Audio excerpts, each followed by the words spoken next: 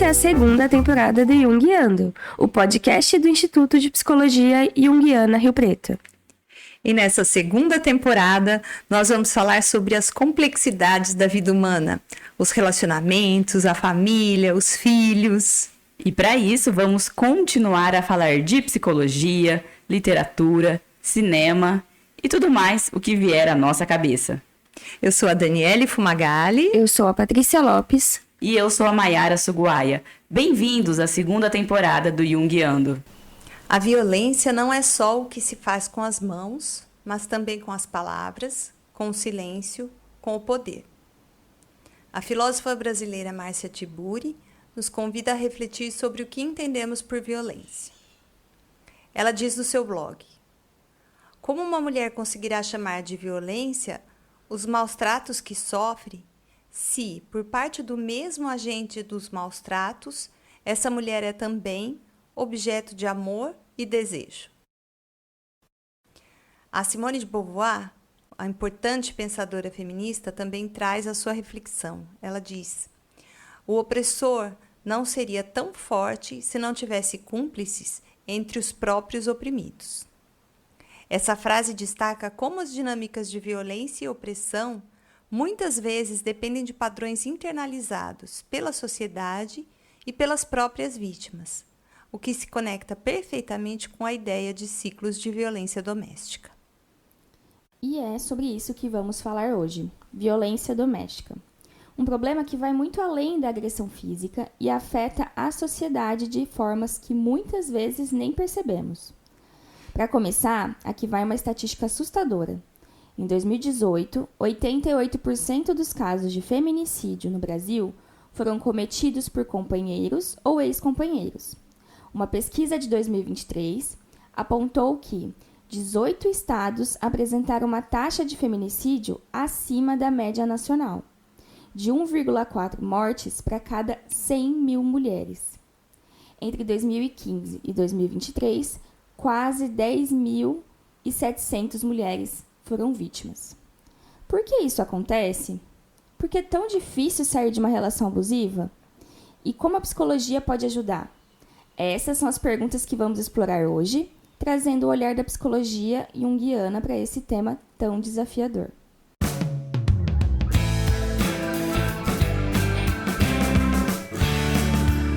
E o que a psicologia tem com isso?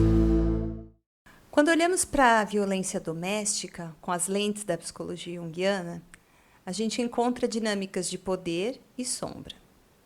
A violência nasce das partes não integradas da psique, tanto do agressor quanto da vítima. Isso mesmo. Jung dizia que o que não é trazido à consciência retorna como destino. Em uma relação abusiva, temos muitas vezes duas sombras que se encontram: a do agressor, com sua necessidade de controle e domínio, e a da vítima, que pode estar presa em padrões de submissão ou dependência emocional. E não podemos esquecer do arquétipo, do ciclo vicioso. O ciclo da violência doméstica, de tensão, explosão e falsa lua de mel, pode ser visto como uma roda que gira sem fim, alimentada por medos, crenças culturais e dependências. Pois é, e para as mulheres, de modo geral, isso pode se conectar com o arquétipo da mãe ferida, que acredita que a sua dedicação ou amor pode salvar o outro. Esse arquétipo, quando não trabalhado, pode mantê-las em relações destrutivas, acreditando que a mudança do agressor depende delas. Eu lembro que quando eu trabalhava no CREAS tinha muito disso mesmo, assim, pensando no ciclo, da violência que a gente acabou de falar, que você falou, que tinha toda essa questão do romance, da lua de mel e tudo mais. Então, há essa esperança da mudança desse homem, desse companheiro, e ainda tinha essa questão, mas ele vai mudar.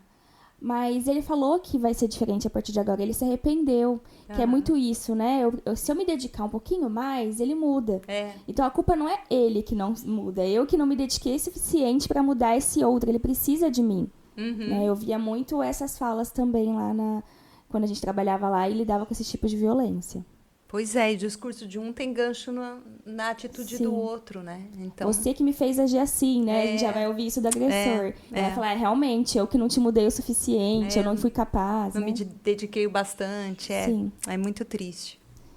Já pensando para o agressor, muitas vezes vemos a manifestação do arquétipo do tirano, que age para dominar e controlar, mas que, na verdade, esconde medos profundos, como a perda de poder ou o abandono. Essa dinâmica se reflete também no coletivo.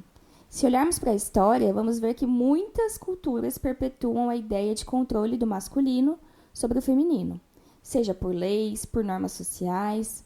É uma sombra coletiva que precisamos integrar. Pois é, e isso leva a gente a pensar no conceito do inconsciente coletivo. Muitas vezes, o comportamento do agressor e da vítima não é apenas individual, não é só daquele casal. Né? Ele está embebido em padrões coletivos de opressão, de machismo e de submissão que se repetem há séculos. Exatamente, né? Se a gente for pensar, a gente não pode culpabilizar, né, esse agressor. Ele está reproduzindo provavelmente coisas que ele vivencia na sociedade e ele está só reproduzindo ali, né? Pois é. É um ciclo que se repete. Sim. Né?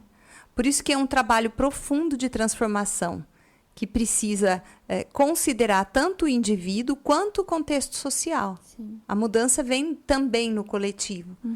A psicologia junguiana tem um papel importante aqui, pois ajuda a gente a conectar o que é pessoal e o que é coletivo. E falando nisso, né, é importante lembrar que a violência doméstica não é apenas uma questão do agressor e da vítima. A violência também afeta as crianças, os familiares, a comunidade. Então, é uma questão coletiva, não é uma questão só daquele casal. As crianças, né, que crescem em ambientes desse tipo, que são muito violentos, por exemplo, eles podem internalizar esses padrões, né? Entender que é aceitável ser dominado ou dominar pela força, né? E as meninas podem também normalizar a submissão, a ideia de que a violência faz parte do amor e que esses meninos podem usar da violência como uma forma de se comunicar. E isso reforça muito, né, a importância de romper o ciclo que a gente está trazendo aqui, não só pelo presente, mas também pensando no futuro, né? Já que o nosso passado traz, a nossa sociedade, o passado traz um histórico, né, de violências, a ideia é justamente trabalhar esses padrões, ajudando a construir uma nova geração mais consciente e saudável. E aqui entra um ponto interessante, né? O conceito da individuação que o Jung traz, que a gente já discutiu um pouquinho. Quem não viu, retoma lá no podcast o episódio que a gente fala.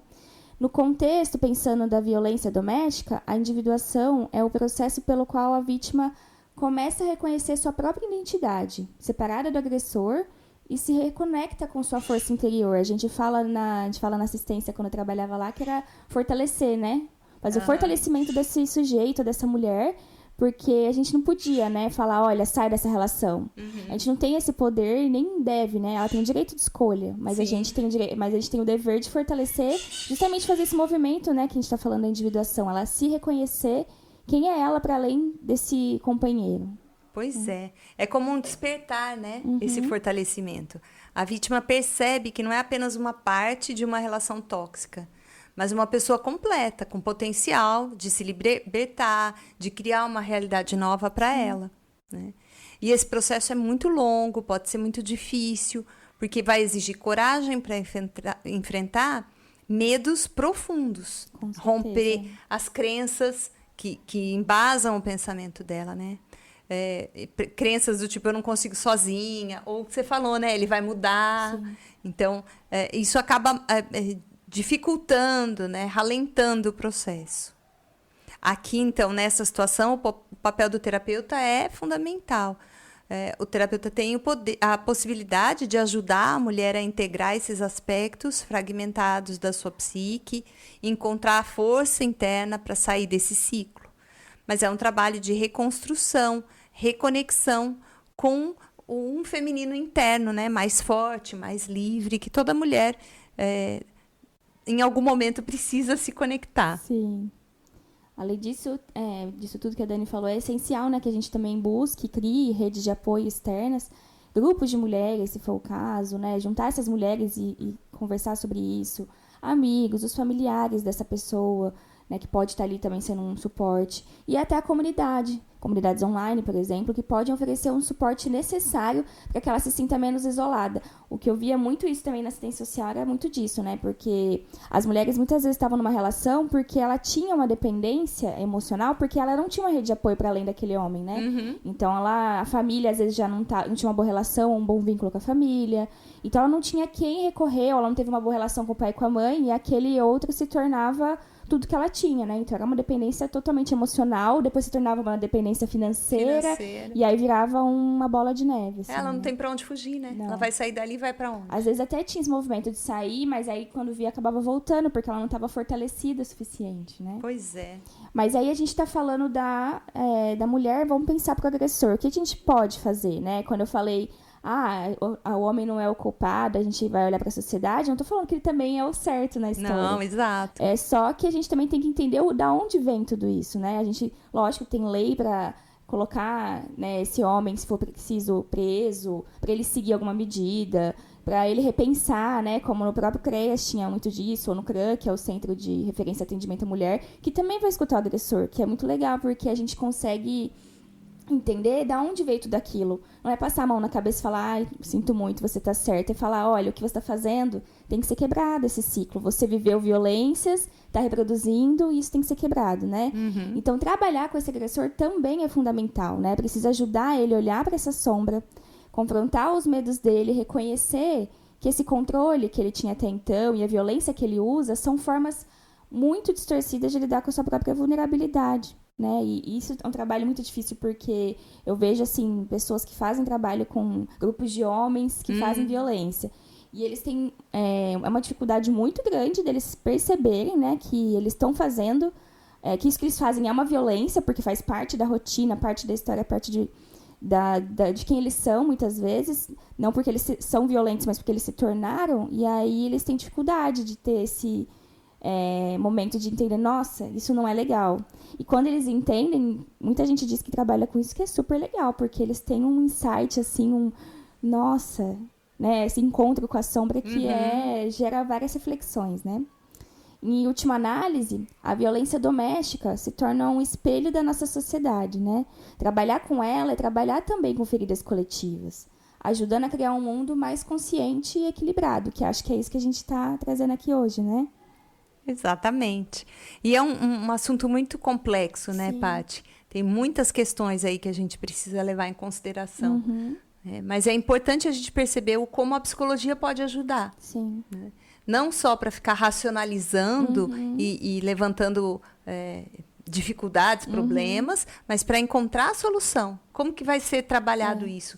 No indivíduo, seja no agressor, seja no agredido, e na sociedade que está em torno dele, que está sendo influenciada por isso, que às vezes está alimentando isso.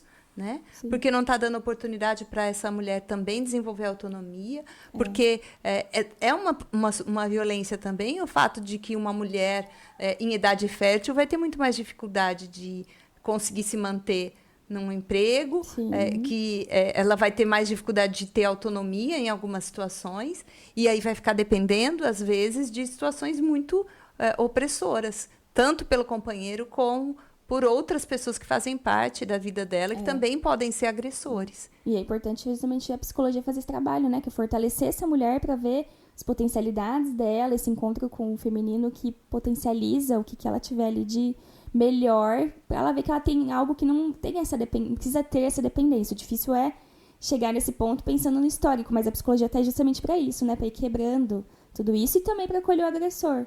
Né, para tentar conscientizar ele que o que ele está fazendo não está sendo legal e mudar o ciclo também. Exato, né? não Olhar demonizar. Os dois lados. Ele não vai ser o grande vilão, mas ele precisa reconhecer e ter consciência de quanto esse comportamento é ruim para ele e para todo mundo. Sim, exatamente. Né, que está em volta. Então, achar saídas. É isso aí.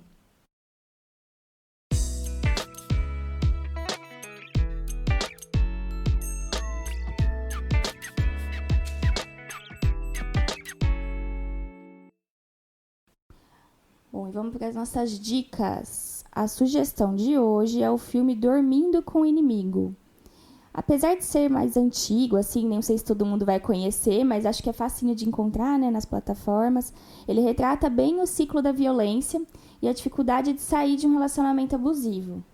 Um outro que a gente vai sugerir aqui é o documentário The Mask You Live In, que fala sobre masculinidade tóxica e como ela pode ser uma raiz da violência.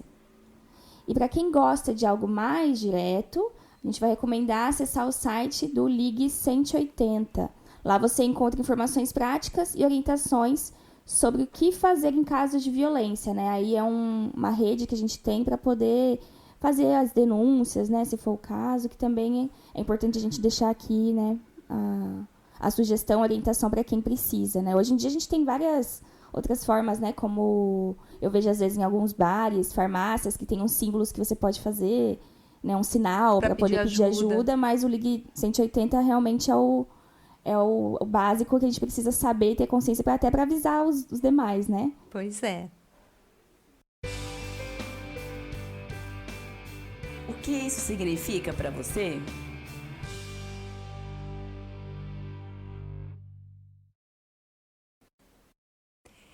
E no nosso momento artístico, né, o que isso significa para você, nós trouxemos um poema de uma mulher maravilhosa, Cecília Meirelles, e o poema se chama Motivo.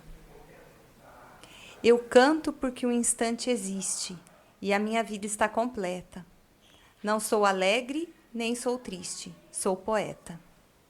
Irmão das coisas fugidias, não sinto gozo nem tormento. Atravesso noites e dias no vento. Se desmorono ou se edifico, se permaneço ou me desfaço, não sei, não sei. Não sei se fico ou passo. Sei que canto e a canção é tudo. Tem sangue eterno, a asa ritmada. E um dia sei que estarei mudo, mais nada. Esse poema está no livro Viagem, de 1939. E para fechar o nosso episódio de hoje, escolhemos também uma frase, né, um poema da Cecília Meirelles que fala sobre força e renascimento. Ela diz: aprendi com as primaveras a deixar-me cortar e voltar sempre inteira. E que nós possamos todos ser parte desse renascimento, apoiando, acolhendo e denunciando quando necessário. Com certeza. E conta pra gente o que vocês estão achando no e-mail podcastjungiana@gmail.com ou pelo site www.psicologiajung.com.br. Lá vocês têm informações sobre os grupos de estudos, atividades que são realizadas pelo grupo do Jungiana Rio Preto. E compartilha com quem vocês acham, né, que vai se beneficiar, que vai gostar, se identificar com esse tema. Tá? E deixando sempre, gente, vamos trocando informações, conversa com a gente, manda sugestões, a gente gosta de receber. É isso aí. E muito obrigada e até a próxima. Até, tchau, tchau.